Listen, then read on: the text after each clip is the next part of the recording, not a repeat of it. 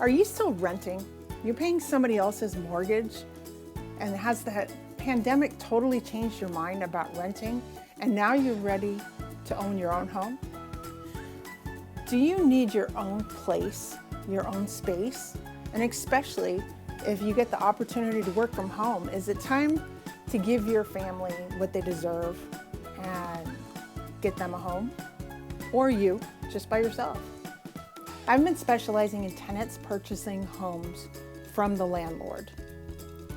I get people that are renting qualified to purchase a home, and then we go to the landlord with a written offer to purchase the home as is, or sometimes they have to make some improvements, which most of the time they should have done a long time ago.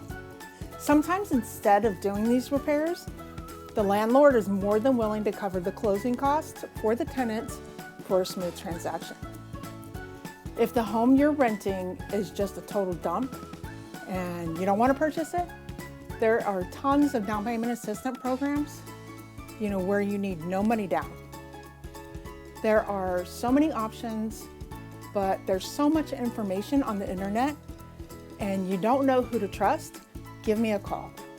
Even if you don't live in my area, I will find someone that can help you and give you the answers on the phone.